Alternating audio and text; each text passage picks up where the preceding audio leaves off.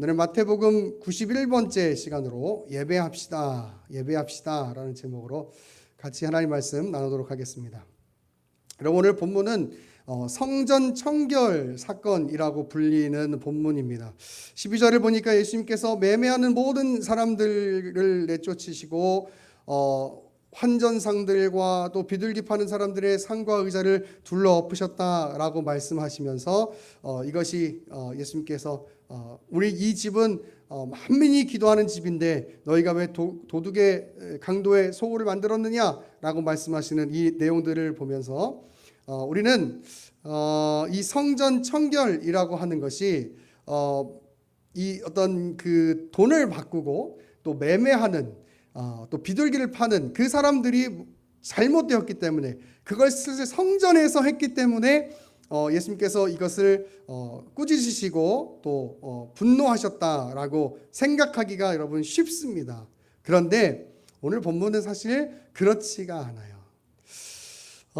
사실 이렇게 따지면 우리 에필로그도 집회를 갈 때 항상 CD를 판매를 하거든요. 그럼 사실 교회에서 주시는 때로는 사례비보다 후원한다고 선교하신다고 CD를 이렇게 사주시는 성도님들이 더 많은 그 후원금과 선교비를 주시는 경우가 있어요. 그러면 어떻게 보면 에필로그도 그렇게 교회에서 그런 일을 하면 안 되는 거잖아요, 그죠? 그런데 저희는 하고 있잖아요, 그죠? 과연 성전에서 오늘 본문에 돈을 바꾸고 또 비둘기를 파는 이 사람들이 뭐가 잘못된 걸까? 여러분, 이 역사적인 여러 가지 기록들을 보면 그냥 그 성전 근처에서만 예배하러 오는 사람들이 있는 게 아니고 멀리서도 또 여러 여행들을 하면서 그러면서 이렇게 성전으로 와서 예배하는 그런 사람들도 있었다는 기록들이 있어요. 그래서 어떤 일이 있었어야 되냐면, 여러분, 그 구약적 제사의 의미에서 보면 제물을 흠이 없는 깨끗한 그런 제물을 드려야 되잖아요. 그런데 멀리서부터 예를 들면 소나 양이나 비둘기나 이런 것들을 갖고 오면 그 짐승이 죽을 수도 있는 것이고 또 그 짐승이 더러워진다든지 흠이 생길 수도 있는 것이니까, 여러분, 그렇게 따져보면 예배하기 위해서, 제사하기 위해서, 예물을 드리기 위해서 어떤 짐승들을 파는 것이 굉장히 합당한 일일 수 있어요. 그리고 또 화폐의 전환도 해야 되니까 또 이 돈을 바꾸는 사람도 분명히 필요했던 거예요. 예수님이 과연 이걸 모르셨을까? 그렇지 않다는 거죠. 근데 왜 예수님께서 오늘 이토록 분노하셨을까? 우리가 이걸 잘 알아야 오늘 본문을 잘 이해할 수 있을 것 같아요. 여러분, 그 본문을 이해하기 위해서, 그 의미를 이해하기 위해서는 우리가 13절에 인용되어져 있는 그 구약의 본문들을 우리가 잘 이해를 먼저 하고 있어야 돼요. 13절에 보니까 이런 얘기가 있어요. 그들에게 이르시되 기록된 바 내 집은 기도하는 집이라 일컬음을 받으리라 하였거늘 너희는 강도의 소굴을 만든도다 하시니라 라고 되어 있습니다. 여기 내 집은 기도하는 집이다, 그리고 너희가 강도의 소굴을 만든다 하는 이 본문이 바로 구약에서 가지고 온 본문이거든요. 첫 번째는 이사야 56장 7절, 두 번째는 예레미야 7장 11절입니다. 그래서 오늘 우리가 이 예수님께서 무엇을 가지고 분노하고 계시는가를 알기 위해서는 이 부분을 우리가 알아야 예수님께서 왜 지금 이렇게 분노하시는구나 하는 것을 알 수가 있어요. 여러분, 우리 이사야 56장 1절부터 한번 보겠습니다. 우리 성경을 찾아보겠습니다. 이사야의 약자는 사입니다. 이사야 56장 1절부터 보겠습니다.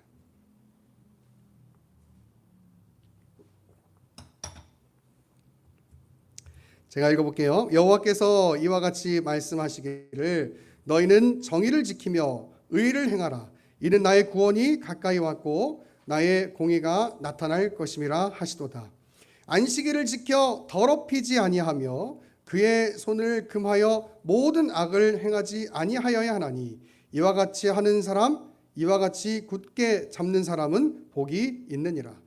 여호와께 연합한 이방인은 말하기를 여호와께서 나를 그의 백성 중에서 반드시 갈라내리시리라 말하지 말며 고자도 말하기를 나는 마른 나무라 하지 말라. 여호와께서 이같이 말씀하시기를 나의 안식일을 지키며 내가 기뻐하는 일을 선택하며 나의 언약을 굳게 잡는 고자들에게는 내가 내 집에서 내 성 안에서 아들이나 딸보다 나은 기념물과 이름을 그들에게 주며 영원한 이름을 주어 끊어지지 아니하게 할 것이며 또 여호와와 연합하여 그를 섬기며 여호와의 이름을 사랑하며 그의 종이 되며 안식일을 지켜 더럽히지 아니하며 나의 언약을 굳게 지키는 이방인마다 내가 곧 그들을 나의 성산으로 인도하여 기도하는 내 집에서 그들을 기쁘게 할 것이며 그들의 번제와 희생을 나의 제단에서 기꺼이 받게 되리니 이는 내 집은 만민이 기도하는 집이라 일컬음이 될 것임이라. 아멘.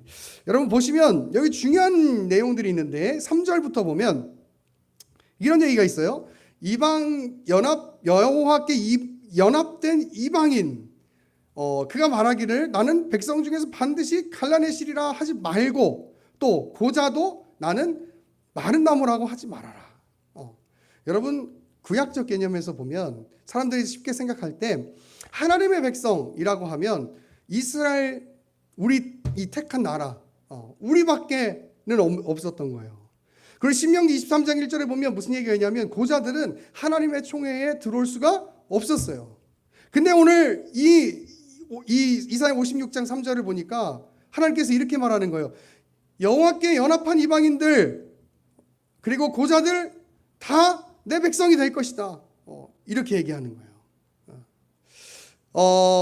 여러분 지금 우리 개념이야 당연히 우리가 다 누구라도 다 교회 올 수 있는 그런 문이 열려 있지만 이 당시의 개념에서 이건 굉장히 이렇게 막 충격이 될 수 있는 그런 내용이에요.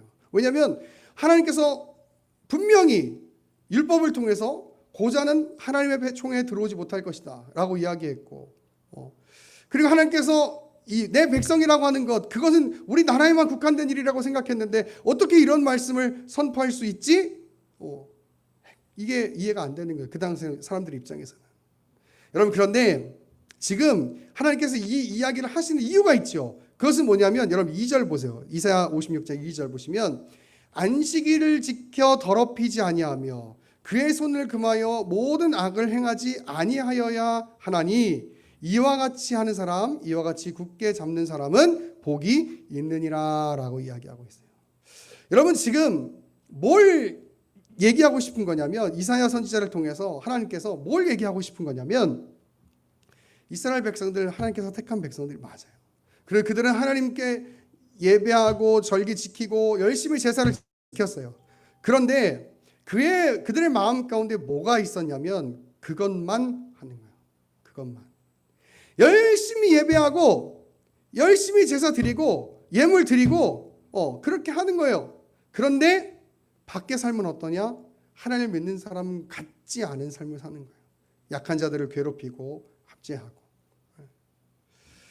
그게 하나님 보시기에는 얼마나 그게 싫었으면 이사야 1장에 그것이 참 역겹다라고 표현할 만큼 여러분 예수님께서 그렇게 그런 모습 예배는 하고 있어 열심히 제사는 지키고 있어 율법은 지키고 있어 그런데 그의 삶을 보니까 너무나 하나님과 상관없는 삶들을 살고 있는 거예요.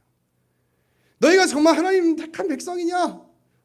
너희가 정말 하나님 예배하는 사람들이냐? 이걸 얘기하고 있는 거예요. 그러면서 정말 나의 백성은 나의 이 하나님 그 율법을 잘 지키고 또 저 세상 가운데 나아가서 삶을 살아갈 수 있는 사람들 하나님 믿는 사람 같은 삶을 살 수 있는 사람들 그런 사람들이 나의 백성이다 라고 이야기하면서 나오는 이야기가 바로 7절에 만민이 기도하는 집이란 이야기가 나오는 거예요.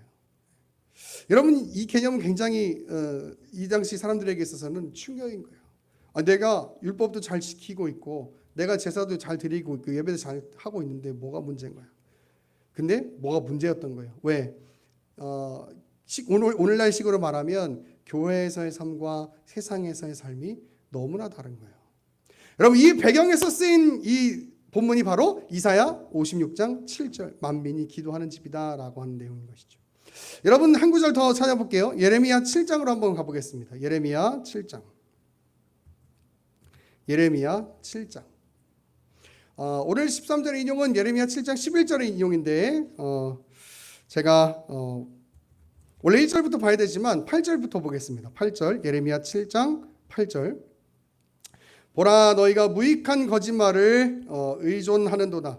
너희가 도둑질하며 살인하며 간음하며 거짓 맹세하며 바알에게 분향하며 너희가 알지 못하는 다른 신들을 따르면서 내 이름으로 일컬음을 받는 이 집에 들어와서 내 앞에 서서 말하기를 우리가 구원을 얻었나이다 하느냐. 이는 모든 가증한 일을 행하려 함이로다. 내 이름으로 일컬음을 받는 이 집이 너희의 눈에는 도둑의 소굴로 보이느냐. 보라, 나 곧 내가 그것을 보았노라. 여호와의 말씀이니라.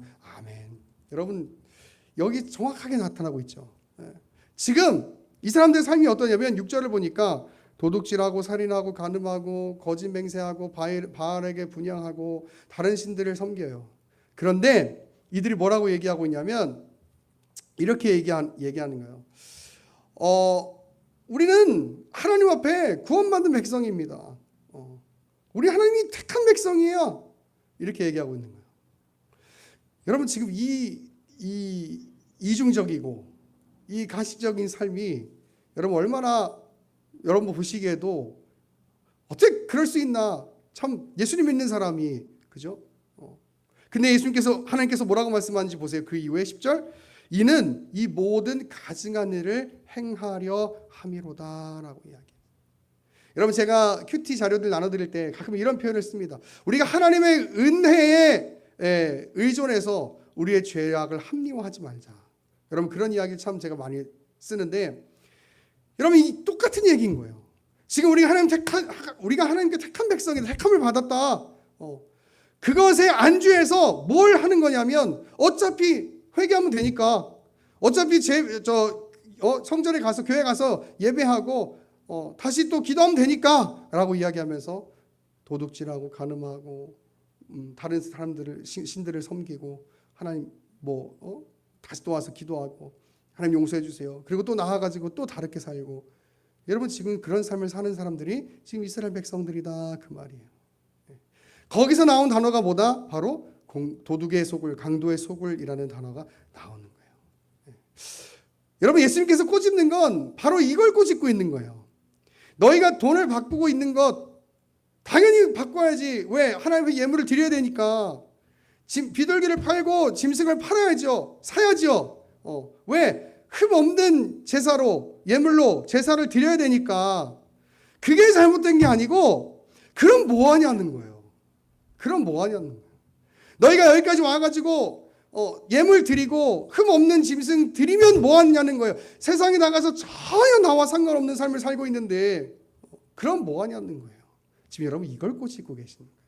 단지 돈 바꾸는 사람들, 매매하는 사람들이 교회 안에서 그런 일을 하고 있기 때문에 잘못됐다고 이야기하는 것이 아니고, 너희가 그렇게 흠 없는 짐승을 가져와서 하나님 앞에 제사하고 예물 드리면 뭐 하냐는 거예요. 아무런 그 하나님을 믿는 사람들 같지 않은 삶을 살고 있는데, 여러분, 지금 예수님께서 그걸 꼬집고 계시는 거예요. 여러분, 가끔 그런 사람들의 모습을 봅니다. 교회에서는 참 친절하고 배려심도 많고 막 사랑도 많아 보이는 그 사람이 가정에만 가면은, 교회 밖만 나가면은 화를 막 못 참고 막 분노를 막 어떻게 할 줄을 모르고 막 늘 짜증나는 그 모습으로 삶을 사는, 여러분, 그런 사람들이 있어요. 그게 과연 진정한 예배자일까? 여러분도 이런 사람들이 있어요. 교회 일은 죽으라고 열심히 하는 거예요. 막 주일만 하는 게 아니고 막 평일에도 가가지고 막 여기저기 쫓아다니면서 막 예배 드리고 교회를 열심히 해. 근데 그러고 나서 사람들한테 막 교회를 열심히 했으니까 관심도 없고, 집은 막 지저분하고 청소도 안 돼 있고, 막 그냥 돌보지도 않고 화만 내고. 여러분, 그런 사람들의 모습들을 가끔 봐요. 여러분, 과연 그렇다면 여러분, 교회에서 열심히 일하고 또 여기저기 쫓아다니면서 막 어디 좋은 집회 같이 있으면 따라가고 기도하고, 여러분 그게 무슨 의미가 있냐? 지금 예수님께서 그렇게 말하고 있는 거예요. 하나님을 믿는 사람이라면 그 하나님 믿는 사람다운 그 의식과 인식을 가지고 살아야 되는 거 아니에요. 그런데 지금 이 종교 지도자들, 이 유대인들이 뭘 모르고 있냐면 예배만 하면 된다는 거예요. 그냥 예배만 드리면 다 된다는 거예요. 여러분 정말 제가 여러분께 진짜 간절하게 호소하는 싶은 것이 하나 있는데 그게 뭐냐면 여러분 우리가 주일날 예배했다는 것으로 여러분이 하나님 앞에서 살아갈 그 의무를 다 했다고 생각하지 마시길 바라요. 네. 여러분 어떤 교회 막 우리 교회는 특별히 그렇지는 않지만 막 일 있을 때마다 쫙 쫓아다니고 다 이것저것 열심히 하고 막 여러분 그것으로 여러분의 믿음의 본분을 다 했다고 생각하시지 마시기를 바라요. 여러분 진짜 하나님 믿는 사람은 교회에서뿐만이 아니라 세상 속에서도 주를 믿는 자 같은 삶을 살아가야 하는 거예요. 교회에서 사랑을 배웠다면 세상 속에서도 사랑을 실천하고 교회에서 서로 인내를 배웠다면 그것 가지고 세상 가운데 나가서도 인내를 실천하고 인내의 삶을 살아가고 여러분 그런 삶이야말로 진정한 예배자의 삶이라고 저는 확신합니다. 여러분 그냥 교회에서만 잘하고 세상에서는 그냥 소위 개차반처럼 산다면 여러분 그것은 참된 예배자의 삶이 아닐 것이에요. 정말 예배자의 삶은 교회에 있으나 세상에 있으나 하나님을 인식하는 그 마음으로 살아가는 사람. 여러분 그것이 바로 참된 예배자의 삶인 줄 믿습니다. 여러분 우리 의예남교회 성도들 이 예수님의 기적을 기억하고 다시 한번 우리의 삶을 돌아보면서 내가 교회와 세상과 다른 삶을 살고 있지는 않았는가, 이중적인 삶을 살고 있지는 않았는가 돌아보면서 회개하고 정말 참된 예배자의 삶을 살아갈 수 있기를 결단하는 오늘의 시간이 될 수 있기를 간절히 소망합니다. 네. 여러분 오늘 14절을 보니까 예수님이 장애인들을 고쳐주시는 장면이 나와요. 그런데 그걸 보고 이 15절에 이 유대인들이 종교 지도자들이 그걸 이상하게 여겼다라고 이야기해요. 이상하게 여겼다. 그리고 또 보세요. 호산나 다윗의 자손이여 하고 외치는 자들에게 화를 냈다라고 이야기해요. 화를 냈다. 여러분 지금 이 내용이 왜 기록되어 있는지를 아셔야 돼요. 여러분 메시아가 되신다면 이 땅에 오셨을 때에 장애인들을 고쳐주는 그런 일들을 하는 게 마땅한 것이죠. 그런데 이 종교 지도자들이 예수님이 하시는 일을 보면서 이상하게 여겼다라고 이야기하는 거예요. 왜? 당연히 해야 되는 일인데 이들이 그걸 받아들이지 않고 있어요. 여러분 이게 얼마나 강박한 마음이에요. 그들의 마음이 얼마나 강박한 마음이에요. 그리고 호산나 다윗의 자손이여 외치지 말라고 화를 내는 거예요. 그래서 예수님께서 예수님한테 가가지고 야 지금 너가 저 말을 듣느냐? 너가 그렇다면 저 말을 듣는다면 하지 말라고 해야지. 왜냐하면 그들은 예수님을 메시아로 인정하고 싶지 않으니까. 그런데 16절을 보니까 이렇게 얘기해요. 오늘 16절 뒤에 보면 예수님께서 이렇게 얘기합니다. 어린 아기와 젖먹이들의 입에서 나오는 찬미를 온전하게 하셨나이다 함을 너희가 읽어본 일이 없느냐라고 이야기해요. 이게 시편 8편 2편의 내용인데 이 무슨 내용이냐면 쉽게 말하면은 예수님의 메시아 되심을 하나님께서 친히 그렇게라도 드러내시겠다라고 하는 거예요. 그러고 있는데도 불구하고 이 종교 지도자들은 예수님을 메시아로 받아들이지 않고 있어요. 여러분 성경은 많이 알고 있지만 율법은 잘 지키고 있지만 하나님의 마음이 무엇인지 또 예수님의 오심, 예수님의 사역이 어떤 것인지 전혀 이해하지 못하는 이 유대인들의 모습. 여러분 그것을 꾸짖으시고 지적하시는 이 예수님의 그 행위가 바로 이 매매하는 자들과 돈 바꾸는 사람들과 비둘기 파는 사람들의 상과 의자를 엎으시는 장면인 거예요. 여러분 말씀을 많이 알면 뭐예요? 세상 가운데서 본이 되지 못하는데, 그죠? 어떤 분들은 이렇게 생각하는 분들도 실제로 계시더라고요. 헌금을 많이 하는 게 믿음이 좋은 거다라고 생각하시는 분들 계세요. 많이 하는 것 좋죠. 주를 사랑하는 마음으로. 그런데 그러면 뭐해요? 세상 가운데서 본이 안 되는데. 예수님이 지금 그걸 깨닫게 하시려고 지금 이 성전에서 이 사건을 벌이시고 계신 거예요. 여러분, 자기만의 생각에 갇혀서 예배하고 신앙생활하면 여러분 절대 안 돼요. 여러분, 우리는 교회에서만 예배자로 서 있는 게 아니에요. 우리는 교회와 세상 가운데서도 예배자로 서 있는 거예요. 여러분, 뭐라고 얘기합니까? 예수님께서 너희는 세상의 빛이고 소금이다, 이렇게 얘기해요. 왜 우리가 세상의 빛이고 소금인 거예요? 하나님의 은혜로 말미암아 완전히 변화돼서 세상의 이 타락하고 썩어버린 이 가치, 이 부패해버린 이 가치, 그 가운데서 우리는 빛이 되고 소금이 되어서 다시 한번 이 어그러지고 이 망가진 이 모든 것들을 고칠 수 있는 자로 세워졌기 때문에 너희는 세상의 소금이고 빛이다라고 이야기하는 거예요. 그런데 여러분, 교회에서만 빛이고 교회에서만 소금인 사람들이 얼마나 많은지 몰라요. 여러분, 우리도 그 모습을 돌아봐야 되는 거예요. 저도 마찬가지예요. 돌아봐야 되는 거예요. 세상 가운데서 정말 빛이고 정말 소금과 같은 삶을 사는 것, 교회에서만 예배하고 교회에서만 잘하는 게 전부가 아니고 그 마음 가지고 영적으로 빡 충전해서 100% 충전해서 세상 가운데 나가서 빛이 되고 소금이 되는 그런 삶을 사는 사람들, 여러분, 그런 사람들이 바로 참된 예배자임을 여러분 기억하시기를 바라요. 오늘 예수님께서 그렇게 살라고 말씀하고 계시는 거예요. 그렇게 살라고. 여러분, 말씀을 정리하겠습니다. 오늘 제가 말씀 중에 이런 말씀 드렸어요. 여러분, 교회에서 주일에 예배했다는 것을 여러분의 그 믿음의 성도의 의무를 다했다고 생각하시지 말라고 말씀드렸습니다. 여러분, 이 교회에서 예배하는 것, 여러분, 그것을 넘어서 우리는 세상의 빛으로, 세상의 소금으로 살아가야 합니다. 그것이 정말 하나님께서 하나님의 백성들에게, 성도들에게 원하시는 마음이에요. 여러분, 그것이 때로는 고난일 수도 있어요. 때로는 힘듦일 수 있어요. 왜냐하면 세상은 내가 중요한데 뭐 라고 생각하고 내가 힘들면 안 해버리면 돼요. 그런데 우리 예수 믿는 사람들은 조금 달라요. 사랑을 실천하고 희생을 실천해야 되기 때문에 때로는 남이 하지 않으려고 하는 일들, 남이 가지 않으려고 하는 그 걸음들을 가야 하는 때도 있기 때문이거든요.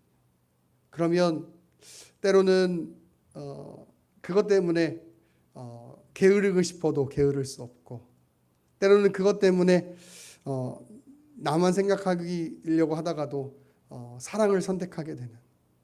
그래서 어떻게 보면 성도의 삶은 우리가 뭐 순교자들처럼 선교사들처럼 그런 고난을 받는지는 않는다 할지라도 고난의 삶이라고 이야기할 수 있을 거예요.